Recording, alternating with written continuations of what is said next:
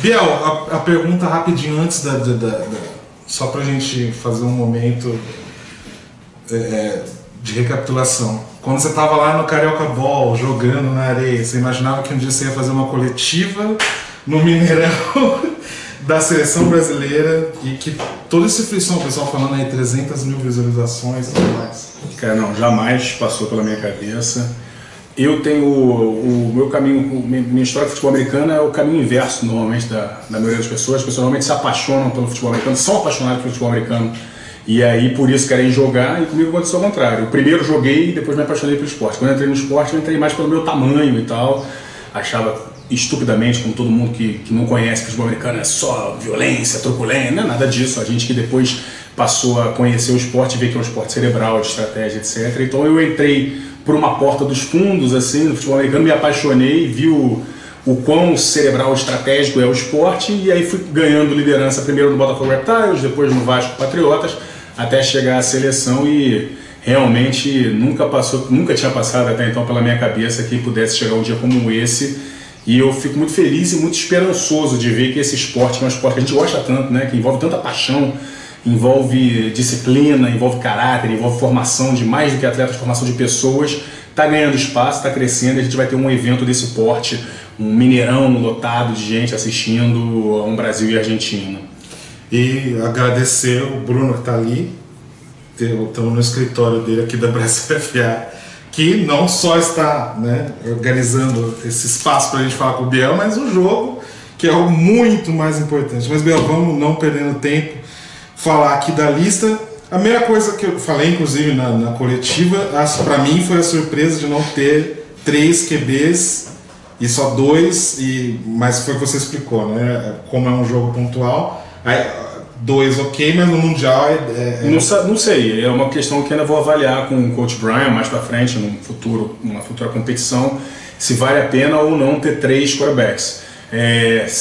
Na verdade, assim, se você tem 3, é mais por uma precaução. Não quer dizer que você vai usar os 3. No Mundial, a gente até usou os 3, mas não foi uma experiência da qual a gente se orgulha, ter tido que botar 3 quarterbacks para jogar. Quer dizer que alguma coisa não está dando certo. É isso que eu ia falar, foi mais para tentar achar um jogo. O ideal é você começar e terminar uma competição com o mesmo quarterback. Quer dizer que você fez a escolha correta desde o início, esse quarterback correspondeu dentro de campo, por isso você não precisou trocar. No máximo, num jogo fácil, tirá-lo para poupar lá no último quarto e botar o reserva para jogar, tudo bem. Mas quando você numa mesma competição começa 3 jogos diferentes com 3 quarterbacks, quer dizer que alguma coisa não está tão bem encaixada entre esse quarterback, o seu sistema ofensivo e o seu ataque.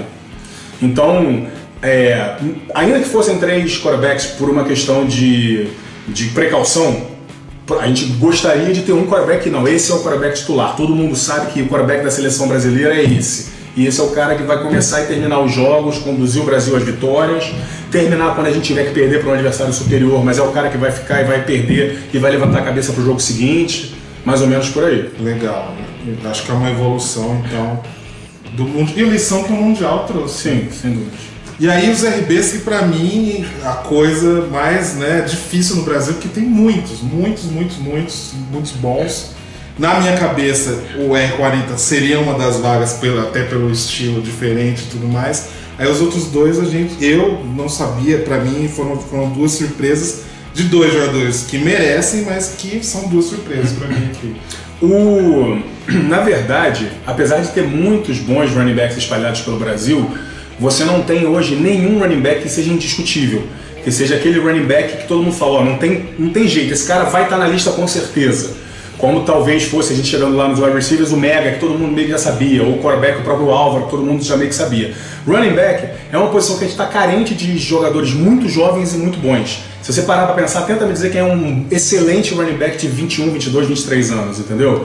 É difícil achar. Mesmo os que estariam cotados e estão fora dessa lista, por exemplo, por lesão, você tem o Bruno Santucci, que continua jogando em ótimo nível, mas está machucado, que já tem uns 27, 28 anos talvez, e o El Garcia, que também se lesionou agora, fez uma excelente temporada, foi MVP ano passado. Certamente, se estivesse jogando agora o que estava jogando no final do ano passado, estaria convocado, mas também é um jogador de 27, 28 anos. Então, assim, a gente tentou renovar dentro do que dava ali. Tem o Rômulo, que é mais velho, e o Rômulo está sendo chamado pelo que ele pode oferecer de diferente. Por exemplo, é um ótimo jogador para receber passes, tem muitas possibilidades em campo aberto, é um playmaker, é um jogador que tem um diferencial em relação aos outros running. Não é um running back tanto de trincheira, mas é um running back que apresenta mais versatilidade. E o Maranhão tem 26 anos, o Branco tem 25. O Maranhão é o nosso carregador de piano, tá? Ele, desses running backs que estão aqui, nos highlights foi o que mostrou mais consistência, enquanto o running back corredor de trincheira, de fazer cortes rápidos, buscar o norte e ganhar as jardas necessárias. Não é um running back tão trombador. Para isso a gente tem um pingo, precisa botar alguém para baixar a cabeça e ganhar poucas jardas, a gente tem um pingo para isso. Mas é o running back que foi mais consistente nos highlights, pelo menos. E o Branco, que é essa surpresa para alguns, mas quem acompanha ele em São Paulo sabe que ele vem mostrando um grande potencial. O Branco não é uma certeza, o Branco é uma aposta, porque ele não enfrentou ainda grandes defesas, porque é uma coisa que a gente espera. Eu acho que isso é o que é contestável, né? Eu sou de São Paulo, a SPFL dele foi sensacional pelo Corinthians. E aí agora ele foi pro Palmeiras, acho que tem toda a fase de adaptação, mas o Palmeiras nem passou de fase na Liga Nacional. Acho que esse foi a contestação em cima do Branco aí. E você está respondendo que é uma aposta. E essa posição aí, o que é BB? A gente pode chamar de B-back ou blocking back, é uma mistura de tight end com fullback. É um jogador que quando ele não vai alinhar ao lado do offensive tackle, ele vai alinhar um pouco atrás, tá?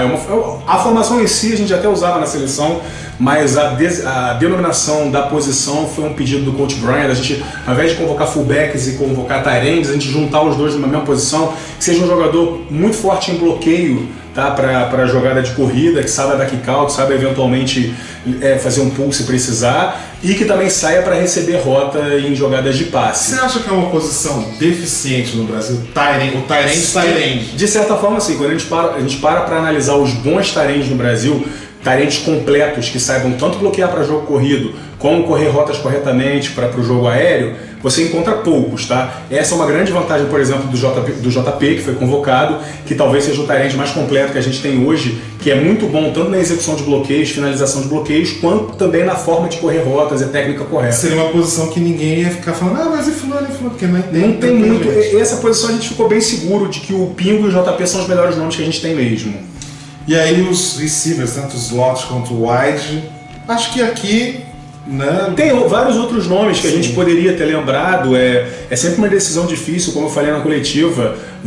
Quando você está levando alguém, você está deixando de levar muitos mais, né? E é complicado. Alguns outros nomes a gente avaliou ao longo desse processo e acabamos fechando esses 7 pelas características. A gente não pegou os 7 principais recebedores, a gente está buscando recebedor para atuar na posição X, na posição Z, na posição Y, quem são os slots, o tipo de playbook que o Coach Brian pretende implementar, quais jogadores têm o perfil, o biotipo, as características, as qualidades necessárias para implementar aquele jogo. Os jogadores têm que entender também que a gente busca os jogadores que se encaixem no tipo de jogo que a gente quer fazer. E isso tem a ver, a gente ter, na minha cabeça, antes de ter esses 2 quarterbacks e mais o Bassani, tem a ver chamar gente que tem uma química com os quarterbacks ou não necessariamente? Não necessariamente, honestamente não necessariamente. É claro que quando a gente acaba chamando e vê, que bom que vai ter o Mega e o Médici jogando com o Álvaro, que já estão acostumados, legal, isso é bom, mas não pesou nem um pouco do tipo, não, vamos chamar o Massu e o Heron porque já conhecem o Dantas, e vamos chamar o Mega e o Médici porque já conhecem o Álvaro. Não foi por aí, a gente realmente analisou os vídeos, olhou mecânica, olhou técnica, olhou velocidade, olhou a capacidade de correr rota, diversidade de rota que corre, porque às vezes tem um wide receiver muito bom, mas o cara só faz fade, ele só corre fade e pega a bola no fundo. E a gente não precisa de alguém que faça só isso, a gente precisa de wide receivers que sejam versáteis, sejam capazes de fazer todas as rotas que o nosso playbook pede, por exemplo. Eu vou pegar um aqui, até injusto eu vou falar, mas você falou, né? A gente está pensando no Mundial, renovando a idade e tudo mais. O Heron tem 31, mas ele é o Heron. É isso, então? Sim, sem dúvidas. Em algumas posições, se você for olhar a lista de convocação, a gente tem, em todas as posições, está buscando alguém jovem, mas acaba tendo alguém um pouco mais experiente para fazer esse papel de transição. Se numa determinada posição o cara, apesar da idade, continua sendo muito bom e se sobressai em relação aos demais, Então não vou deixar o cara fora por causa da idade. É o caso do Heron, que continua provavelmente sendo o melhor, um dos melhores wide receivers do Brasil, fisicamente, retornador, ele contribui muito, é inteligente. Mesmo vale para o Igor Mota, quando a gente for falar dos linebackers, que também é mais velho, mas também continua num vigor físico impressionante. Agora, sempre que a gente teve dois jogadores numa determinada posição, em que a gente ficou muito em dúvida entre eles, a gente achou, ó, esses dois estão num nível muito parecido. Daí a gente se questionou, quem tem mais a entregar pra gente em 2019? Quem vai estar mais pronto em 2019? O que a gente pode esperar de cada um deles em 2019? E aí a gente optou sempre por quem a gente achava que estaria fisicamente, mentalmente melhor em 2019. Isso não é só questão física, é questão assim, pô, o cara tá ameaçando parar de jogar futebol americano, ele tá com problemas, não tá rendendo tão bem esse ano. A gente quer o cara que esteja mergulhado no futebol americano, tá afim, tá com vontade, tá treinando, tá bem fisicamente, tá correspondendo em campo em 2017, enfim, e a idade permite que em 2019 ele esteja jogando ativamente também. A OL, a gente teve aí metade que esteve no Mundial e a outra metade que não, e os dois do T-Rex eu tinha certeza que estariam. Vamos falar só dos novatos, entre aspas, aí, como que foi para escolher, que inclusive eles reclamam que a gente não coloca na votação do Salão Oval, com razão, porque é uma posição que a gente tem que conhecer para ver, porque nas transmissões que a gente tem hoje em dia não dá para perceber, né? E aí entra vocês totalmente para analisar. Pelo sistema de jogo que o Coach Brian pretende implementar, que vai ser um jogo com uma cadência muito maior, de mais rapidez, mais velocidade, uma transição mais rápida para não deixar o adversário respirar, é um estilo de jogo que vai exigir muito mais atleticismo da linha ofensiva. Ainda remanescem aqui alguns gordinhos, aquele perfil mais antigo. Se você olhar para o Mundial, a nossa OL foi uma OL bem, né, uma OL pesada de corrida power, de corrida de gap e tal. A gente agora está com uma OL um pouco mais móvel, capaz de fazer mais movimentos em zona. Mas mesmo o Taylor, o Atila está metade do que exato, o Atila melhorou fisicamente, o Taylor melhorou fisicamente, o próprio Lenny melhorou fisicamente, e a gente está trazendo o Yuri do Flamengo, que é um cara forte, super atlético, né, pesado, mas que se desloca bem em campo, super atlético.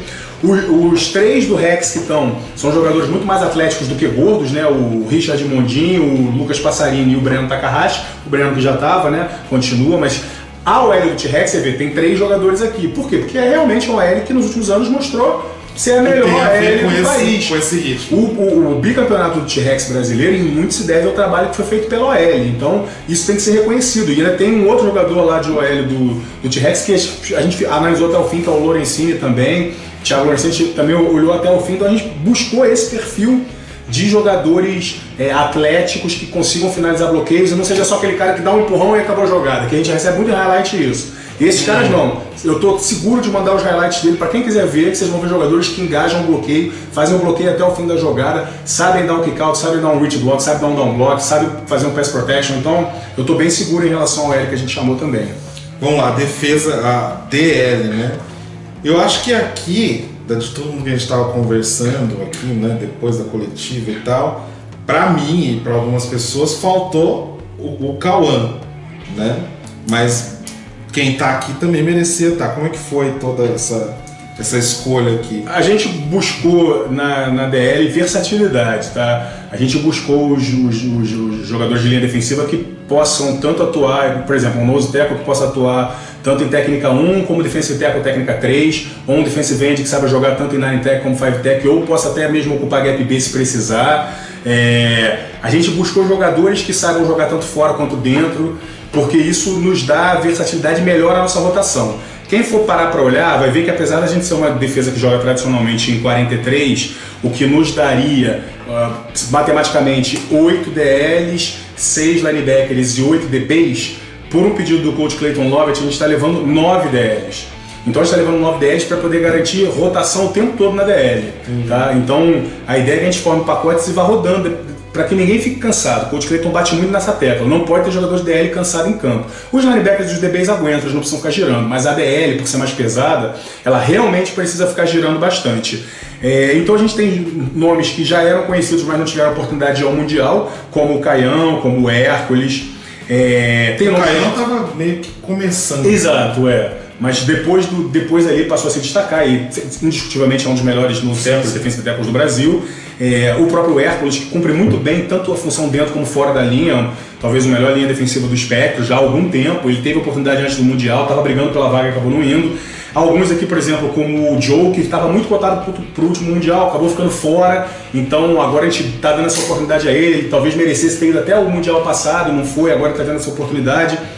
O Zanon, que é um cara que dispensa apresentações, por exemplo, na seleção não vai ser necessário, mas mesmo defensivamente ele continua cumprindo um papel ótimo lá. E tem essas novidades, por exemplo, o Marcos Boone, que é um jogador com braços muito compridos, alto, atlético, jogou um estadual sensacional. Tem boas apresentações, tem um ótimo highlight, faz um trabalho de penetração muito bom, um ótimo force player, assim como o Tuleba, que apesar de ser um jogador mais velho, que deixou a gente bastante em dúvida, porque você vai trazer uma novidade para a seleção com 30 anos, pode gerar uma contestação. Pô, Biel, você não falou que ia renovar a seleção, como é que você traz um cara que nunca jogou de 30 anos? Porque a gente justamente quer mostrar que não existe um preconceito a priori. A gente está analisando. Nenhum defensive end mostrou um highlight tão assim disruptivo, assim, sabe? Tão agudo quanto ele, entendeu? A capacidade dele penetrar, dele sacar quarterback, dele dar tackle for loss, dele bagunçar todas as OLs, ninguém fez como ele fez. Mas então foi surpresa, mas está fazendo por merecer, entendeu? Qualquer pessoa que queira me pede os highlights, eu mando os highlights do Tuleba, avalia, me manda um outro dizendo alguém que foi melhor que ele. Não, mas você falou que vai ter aquela lista dos vídeos, eu vou colocar na edição do vídeo que tá ali, não ao vivo. É bom porque ajuda. E tem também esse menino, Duzão também, que é o... Bom, eu sou fã do Duzão e eu tava acompanhando com ele toda essa expectativa. E ele é sensacional como jogador, como pessoa, realmente. E achar muito estranho se não tivesse. E aqui só fazer um pequeno esclarecimento, Vitor, porque quando a gente dá essa lista, não é a lista do Biel, não é a minha lista, é a lista da comissão técnica. A gente fez um processo, eu tenho a autoridade do cargo para isso, escolher não, são esses 45. Mas o que eu fiz foi montar esse processo democrático de análise de vídeo, todos os jogadores puderam mandar os vídeos. Quem mandou o vídeo, e o vídeo foi filtrado pelo nosso departamento de scout e eu recebi, todos os vídeos foram analisados. Foram quase 200 vídeos. Eu assisti todos, os outros técnicos não assistiram todos porque não precisavam. Então o coach Clayton assistiu todos de defesa, coach Brian assistiu todos de ataque, coach Tidos assistiu todos de special teams e os coordenadores de cada posição assistiram da sua posição. Então eu fui assistir mais. Depois Brian e Clayton, depois os outros, né? E cada jogador foi avaliado por pelo menos 2 técnicos no caso dos special teams ou 3 técnicos em todos os outros jogadores. E a decisão sempre era ou a unanimidade na escolha, quando os 3, né? Eu, vamos supor, Brian e Kevin gostávamos do mesmo wide receiver, por exemplo, então era uma escolha unânime. Se em algum momento deu 2 contra 1, sempre prevaleceu os 2 votos a favor de alguém, ainda que o voto vencido fosse meu, como aconteceu. Pouco, mas aconteceu, e eu respeitei a posição do coordenador de setor e do coordenador de posição, e teve um jogador convocado que eu talvez preferisse um outro, mas eu respeitei a opinião da comissão técnica. Eu fiz questão de fazer assim, para deixar claro que não... Porque quando é uma pessoa só avaliando, pode ter você pode tropeçar numa avaliação. Quando são 3, eu me sinto mais seguro de que a gente talvez tenha feito um trabalho mais democrático. Concordar, unanimidade, nunca vai ter. Quem está em casa vai discordar. Eu respeito, eu acho todo mundo tem o direito de discordar das escolhas feitas. Tem os regionalismos também. Também tem isso. Eu respeito quem discorda, acho que é isso. Você pode discordar da escolha, porque é uma escolha subjetiva. Uma seleção é um gosto pessoal, uma preferência. Eu talvez veja de um jeito e você veja de outro. Mas a única coisa que eu quero ter a tranquilidade que as pessoas entendam é que todo mundo foi avaliado. Não tem ninguém que deixou de estar nessa lista porque sequer foi visto o vídeo. A pessoa foi avaliada e a gente fez uma opção. Mas vamos ver, a gente estava aqui almoçando e tudo mais, a gente nem teve tempo de avaliar muito o buzz, a gente viu que tem muita gente falando, mas melhor que tenha todo o buzz do que tipo sai a convocação e ninguém fala nada. Né? Sim, o pior é que eu sou um cara meio assim e eu olho essas coisas, isso não mexe comigo, sabe? Eu não fico chateado nem nada, mas eu olho até para botar no radar, para poder ficar de olho. Quando a gente fez a convocação dos camps regionais, alguns nomes que não estavam foram falados. E eu fiz questão de acompanhar depois dos camps regionais com mais atenção esses nomes que foram muito falados, até para ver, se por acaso eu cometi um erro de não chamar, eu quero corrigir. Então, se, por exemplo, nessa convocação tiver um nome que estiver sendo muito falado, eu certamente tenho um motivo para não ter chamado a pessoa, entendeu? Ou o cara não está tão bem fisicamente, ou a idade já também não contribui tanto, tem alguém mais jovem se sobressaindo, ou alguma questão comportamental, o cara que não foi tão respeitoso com adversários, ou com juízes, ou com técnicos, e isso pesa pra gente também, a gente não está avaliando sua performance. Eu não quero nenhuma estrela dentro de campo que arrebenta no jogo, mas que distrata os colegas de time, desrespeita técnicos, desrespeita os adversários. Isso não interessa pra mim, entendeu? Então a gente, desde 2015, a gente deixou claro isso pros jogadores. A gente quer jogadores que sejam modelos, dentro e fora de campo. Então isso também pode eventualmente pesar na convocação. Obviamente não vou declinar nomes aqui, mas isso pode pesar também. Mas já, talvez os carapuças tenham servido ou não. Vamos então, linebackers aqui. Eu lembro que no Brasil Ball, no ano passado, você já tinha falado do Dariel. E eu sabia que ele ia estar aqui. Ele também voltou jogando bem aí, Polastri sensacional. E o Pita é meio uma surpresa porque São Paulo não está tão bem assim, mas joga muito.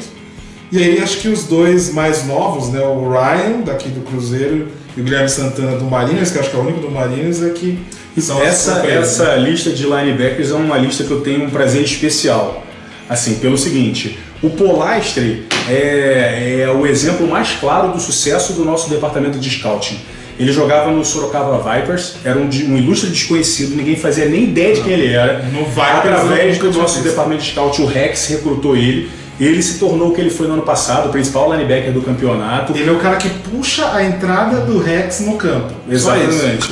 É um cara grande, forte, de presença. Ele e o Dariel são as torres gêmeas do T-Rex. O Dariel pegou 2 interceptações na final no Brasil Ball do ano passado. Então são jogadores que do ano passado se consolidaram como talvez 2 dos principais linebackers do país. A gente fica bem tranquilo que com eles a gente tem uma segurança que talvez tenha faltado ali no miolo no Mundial. Então a gente estava buscando isso. São jogadores super jovens, tem 22, 23 anos, 23 ou 24, uma coisa assim. O Ryan do Cruzeiro é ainda mais novo, é um moleque de 19 anos, tem uma história fantástica. Então esse Ryan, ele joga há pouco mais de um ano, ele começou a jogar no ano passado. Você pega os highlights dele e fala, cara, esse menino joga há 5, 6 anos. Não é possível que esse cara só joga há um ano. Ele tem um instinto, ele nasceu para jogar futebol americano. Conversei com o coach Clayton, o coach Dan Levy, que treina ele no Cruzeiro, e todo mundo que vê o vídeo do menino fica impressionado. Ele é muito bom, esse menino tem 19 anos, ele joga futebol americano há um ano e ele parece um veterano. Então, quando a gente vê um negócio desse, eu jamais teria sabido quem ele era se a gente não tivesse esse departamento de scouting. Talvez alguém me dissesse, tem um menino, o Ryan, quando ele tem 19, o que ele fez, o que ele não fez, quem é, que ele já ganhou, não sei, então não chama. Mas a gente recebe os vídeos. É difícil acreditar realmente que ele tenha 19, que eu vi, obviamente, esse ano também no jogo. O Gabriel Pita também é um ótimo exemplo, porque ele é um jogador que teve uma mudança de atitude, de postura excepcional nesse ano que passou. Ele, quando era do Santos, era um jogador que tinha uma atitude um pouco arrogante, uma atitude às vezes desrespeitosa com os adversários. Eu tinha uma implicância com ele por essa atitude que ele tinha. Até que teve um jogo que a gente estava jogando contra o Santos e numa dada confusão, eu separei, conversei e tal, e ele veio, olhou para mim e falou, pô, coach, você é um coach de verdade. E depois ele foi para a Lusa, ele está sob o comando do coach Tilos lá, e ele mudou. Esse ano ele passou a ser um atleta dentro de campo e fora de campo, diferente do que ele era. E os highlights dele são ótimos. Ele não estava na minha cabeça antes. Eu tinha uma pré-lista por saber, assim, por alto, e depois eu fui vendo os vídeos e fui mexendo nessa lista. O Gabriel Pita não estava no meu radar. Quando eu vi os highlights dele, eu falei, caramba, esse moleque é bom. E falei com o Clayton. Clayton, você viu esse highlight? Gostei muito. Falei com o Fernando Alves, coach Fernando Alves, que é o coach linebacker. Gostei muito. Aí todo mundo falou a mesma coisa, mas como é que ele está de atitude? Fomos conversar com tiros, tivemos um feedback positivo, e é isso que a gente quer mostrar. A gente não vai ficar com o pé atrás com uma pessoa para sempre. Todos os atletas têm o direito de amadurecer, ele é super novo, esse menino tem 20 anos, entendeu? É natural que um moleque que tivesse 18, 19 anos tivesse algumas atitudes como talvez eu tenha tido, você tenha tido, quando a gente também era adolescente, quando a gente também era jovem, entendeu? E esse amadurecimento é o que a gente busca. No final das contas, a gente conseguir pegar um cara como esse, que estava indo para um caminho que não era muito legal, a gente botou no caminho certo, trouxe o moleque para a seleção, ele está feliz da vida, isso é muito gratificante, né? E tem esse Guilherme Santana, do Mariners, que é um moleque que eu nunca tinha nem ouvido falar. Ele tem 18 anos, está jogando no Mariners desde a base já há algum tempo. O coach do Cisneiros nunca tinha me falado dele, eu não sabia mesmo. Chegou o vídeo na minha mão, não sei nem quem é. Fui assistir e falei, que isso, cara? Olha que rápido, cara, que velocidade é essa? Ele não só atua no time de defesa, como no special team também. E no special team, todos os kickoffs ele abre 10 jardas de todos os outros 10, entendeu? Então é um moleque que chega no tackle com muita velocidade, tem cobertura com muita velocidade, ele joga tanto de outside linebacker como de safety também. Então ele é um jogador versátil, assim como o Mota, que vai ser a grande referência desses meninos todos linebackers. O Gerson Polamalu não está na lista porque está jogando na Alemanha, a gente não teria como chamar, não teria como trazê-lo, como bancar a vinda dele. Ele não vai estar no Brasil, eu conversei com ele antes para ver se ele estaria no Brasil. Ele talvez tivesse uma vaga aqui nessa lista, é um dos melhores linebackers do país ainda.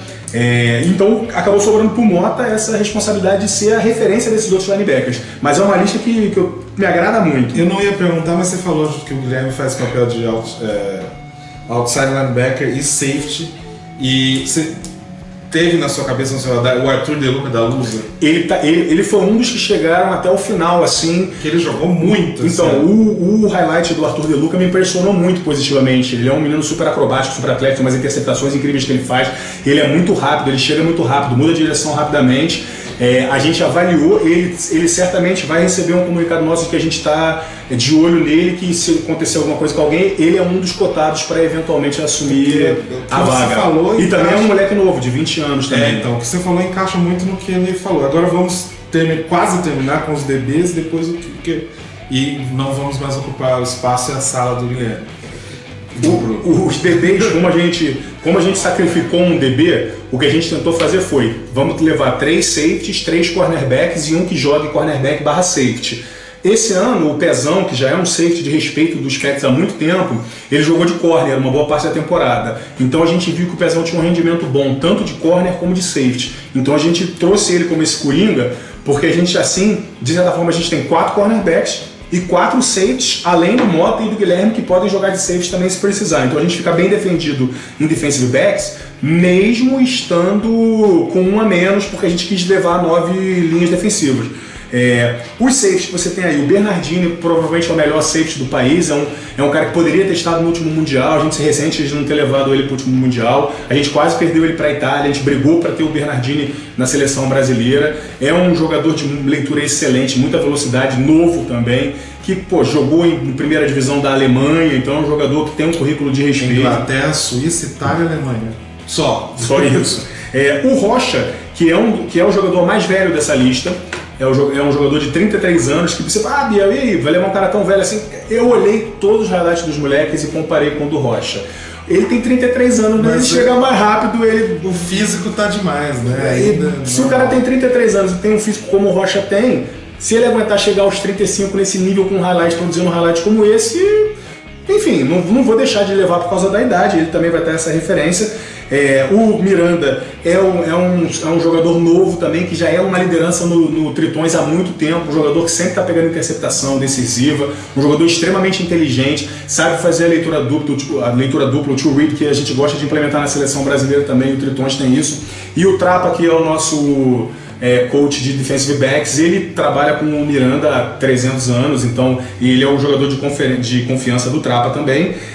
E nos cornerbacks, o Rafa Cruz, que acho que hoje talvez seja o melhor cornerback do Brasil. E ganha título. Né? Exatamente, é um jogador vitorioso, é um jogador que além de traz sorte para os times nos quais ele joga. O Flavinho Gouveia, que voltou a jogar em alto nível, teve uma ótima temporada agora em 2017. Jogou muito bem o Caçadores e Mariners, Spectros. E o Gregory, cornerback do T-Rex. Spectros e Mariners, isso que eu quis dizer.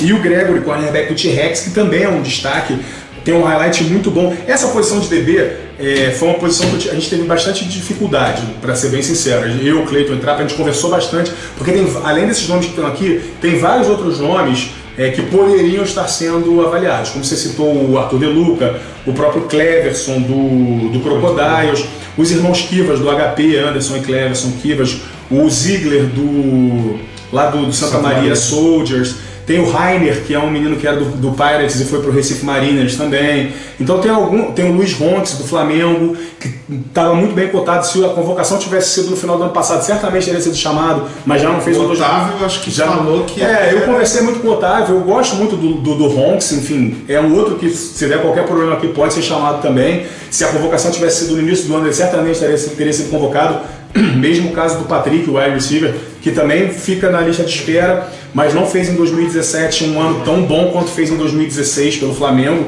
Se a convocação tivesse sido de novo no início de 2017 ou no fim de 2016, certamente o Patrick seria um dos primeiros da lista. Mas futebol americano, convocação em qualquer esporte é momento.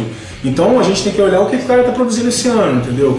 Por mais que tenha sido muito bom em 2016, 2015 ou 2014, a gente tem que olhar o momento e saber o que ele tem a oferecer pra gente nesse momento. Bom, acho que você, no meio de tudo que a gente falou, a gente já falou várias coisas que encaixam do porquê que várias pessoas não estão. E só a última coisa, né? A gente estava conversando antes. Você pensa no futuro, talvez analisar não só levar um kicker punter, mas ter um kicker e um punter. Isso vai ser uma coisa que eu vou ter que negociar. Se a gente tiver um roster de 45 jogadores, eu não sei quem vai ceder aí, mas eu vou ter que negociar com o Coach Brian ou o Coach Clayton, alguém vai ter que ceder e pra gente poder levar 2 especialistas, pelo menos um kicker e um punter, porque isso é uma coisa que fez muita falta no Mundial. O Aranha é um excelente kicker, certamente é o melhor kicker do Brasil, mais preciso, histórico, tanto para kickoff como para field goal extra point, ele é muito preciso, muito confiável, decide jogo, é frio, é gelado, mas ele não é um excelente punter, ele melhorou muito em relação ao que ele era. Tá, ele era um punter ruim, agora ele se tornou um punter médio para bom no padrão brasileiro. Mas a gente gostaria de ter um baita punter também, assim como ele, Aranha, é um baita kicker. Então isso é uma coisa que Coach Tidos nem me pediu, mas eu meio que me comprometi com ele de tentar arrumar uma vaga pelo menos para ter um kicker e um punter. A gente está de olho em kickers e punters também pelo Brasil. O próprio Rafael Bandeira do Mariners fez punts muito bons esse ano. Cotidos me falou muito bem, eu vi o vídeo, gostei muito também do kicker barra punter lá do Soldiers do Sul, chama Fabrício, eu acho, também muito bom. Santana. Isso, Fabrício Santana. Então a gente está de olho nesses nomes que estão, tem o Amilcar também, tem outros nomes que estão surgindo. A gente ficou meio assim por toda a extensão do Santos e aí complica também. Infelizmente, ou felizmente para alguns, infelizmente para outros, a convocação é sempre reflexo do que são os times. É natural que os times que estão mais bem estruturados, estão sendo mais bem sucedidos, coloquem mais gente na seleção. E é complicado para você como técnico levar muita gente de um time que não está indo tão bem, entendeu? O caso do Flamengo, por exemplo, que ano passado certamente teria muito mais gente do que teve esse ano, mas esse ano o Flamengo teve uma campanha negativa, né? Então, é inevitável que a convocação seja um reflexo do retrato do que são os times naquele momento. Tá, vamos terminar para não nos alongar. Vamos falar da Argentina, né? É estranho falar porque a gente não imagina, e na real aqui, que a Argentina vai dar trabalho pelo nível dos dois países, né? Do número de praticantes e tudo mais. Mas o que você espera, o que você analisa, sabe, enfim? Então, Vitor, sendo bem honesto, a gente vai para esse jogo meio que no escuro, porque a gente não tem vídeos recentes da seleção argentina. O que a gente pode tentar fazer é analisar vídeos dos times deles, sobretudo os times do coordenador ofensivo, coordenador defensivo, do head coach deles. A gente já sabe quem é a comissão técnica deles, sabe que eles têm os times deles lá na Argentina, a gente pode tentar olhar. Mas pra você ter uma ideia, o campeonato que não é o argentino, é um campeonato de Buenos Aires, tem um campeonato de Rosário. O Kaká foi lá e eles juntam para fazer o jornalismo. Mas tem alguns desses campeonatos que não são 11 contra 11, são 9 contra 9. E isso acontece até porque eles não têm número de jogadores suficiente para montar elencos que permitam fazer 11 contra 11.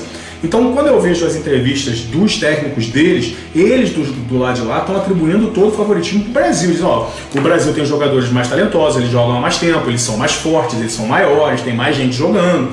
Então, eu fico assim, o único time no mundo que eu topo fazer um jogo sem ter certeza sobre o nível é a Argentina. Porque mesmo que se eles forem bem piores que a gente bater forte, pelo menos foi a Argentina.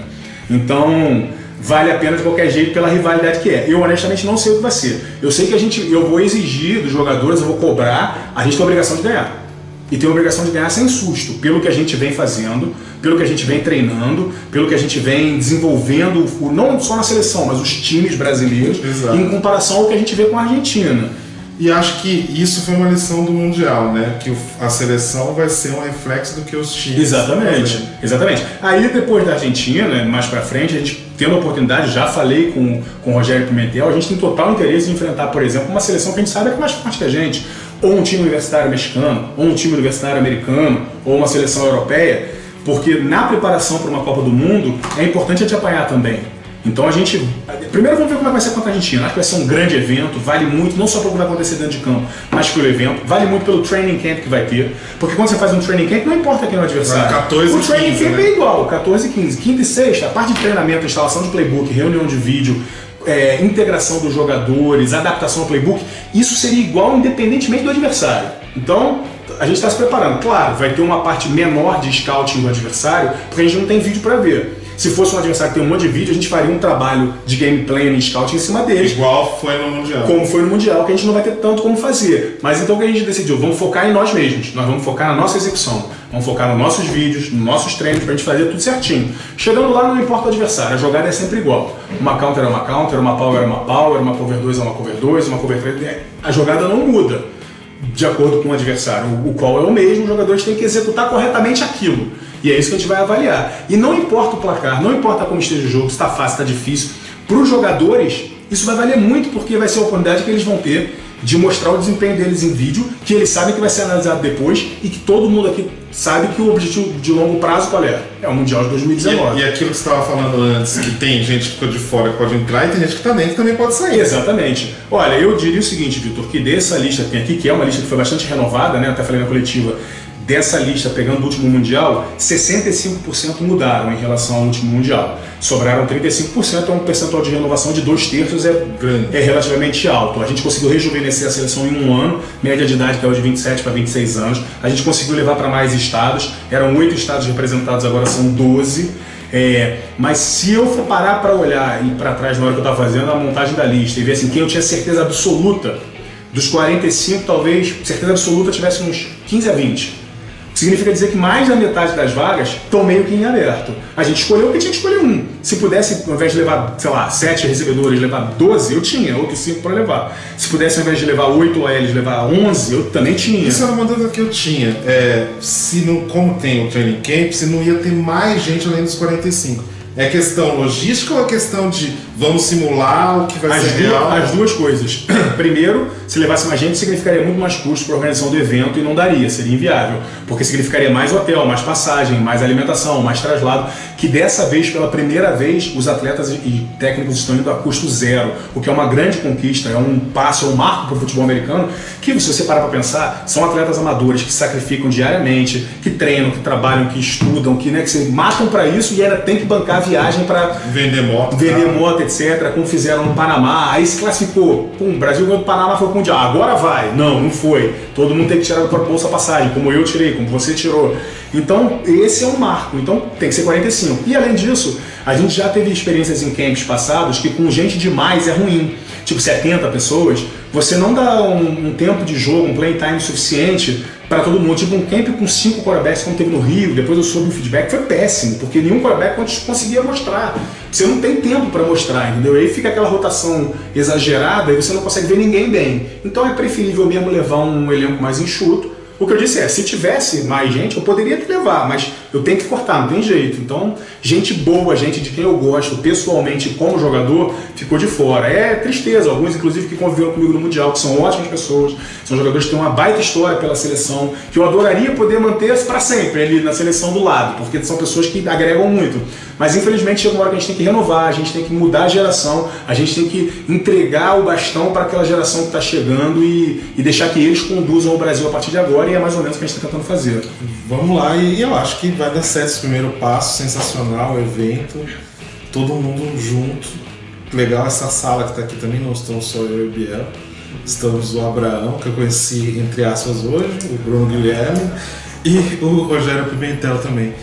Então, gente, vamos não tomar mais o tempo de todo mundo aqui em Minas, foi sensacional. Esse dia, o frisson que foi antes, o durante, e que eu nem tô pegando muito depois, eu vou ver agora tudo depois. E é só um primeiro passo de cada vez mais a gente crescendo, né, gente? É emocionante. E eu falo, não comecem a gostar de futebol americano, você não vai sair, não vai sair. Valeu, Valeu, Vitor. Obrigado mais uma vez. Tchau, tchau.